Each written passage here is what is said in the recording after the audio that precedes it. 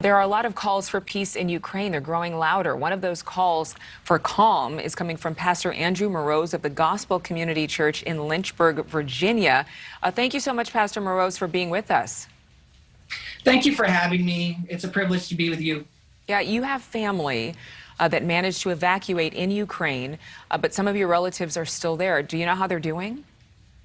Yeah, thank you for asking. So right now, my family is safe. They've evacuated to smaller communities, so they're not in the major cities where conflict is taking place. But of course, everybody's life is still threatened by this invasion, and so they're just waiting it out.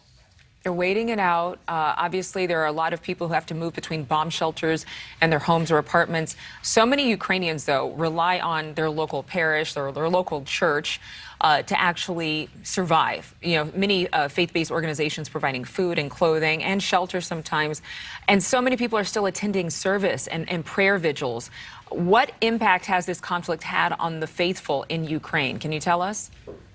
Yeah, so pretty much everybody has had to adapt, from churches to to businesses to the way life is functioning right now. And I had an opportunity to visit Ukraine just last week. So I spent time in some of these churches who've adapted, and I've visited with some of these pastors and parishes that are now using their vehicles to transport refugees and evacuate people and deliver aid.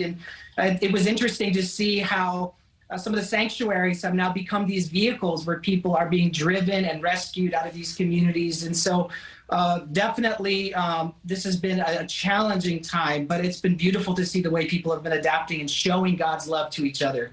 Has much of the church gone underground as a result of all the missile strikes and bombing?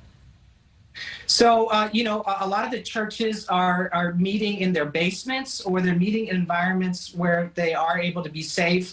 In Western Ukraine, where I spent some time, churches are still able to function relatively in the same way, but everybody's carrying the burden. Everybody's trying to help support the work that's happening in the East. They're sending aid to the East. And so it's interesting, from East to West, the Ukrainian people and the Ukrainian church is very united right now. I don't want to put you on the spot, but I have heard reports, I've read reports that Vladimir Putin is actually fighting this war partially due to the Ukrainian church separating from the Russian Orthodoxy.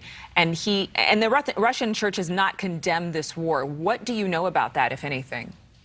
Yeah, so from the very beginning of this conflict, one of the things I've been saying is this is not just a threat of democracy and capitalism. This is a threat of religious freedom, because in Russia, as it was in the former Soviet Union, the church is controlled by the state.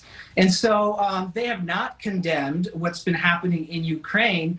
And one of the things that Vladimir Putin is so frustrated about is the fact that the Ukrainian Orthodox Church has split away from the Russian Orthodox Church. And so he wants to return to control the church in Ukraine. And over the last 30 years, as Ukraine has been an independent nation outside of the Soviet Union, we have seen the church flourish and freedom just take root. And so that's one of the things that we're nervous about right now. Understandably so, because that's something that you cannot argue, you cannot negotiate, and people are going to believe what they want to believe. Pastor Andrew Morose of the Gospel Community Church in Lynchburg, Virginia. One more question for you right before we let you go. What would you say is one thing that all Americans could do, no matter what their faith or belief, right now to help the people of Ukraine? Let's keep praying for the people of Ukraine, and let's help them with our financial and humanitarian support. They need us to be present in this conflict with them, not to forget what's happening over there. Thank you so much for watching. Make sure to click on the red subscribe button below so you can get more of NewsNation's fact-driven, unbiased coverage.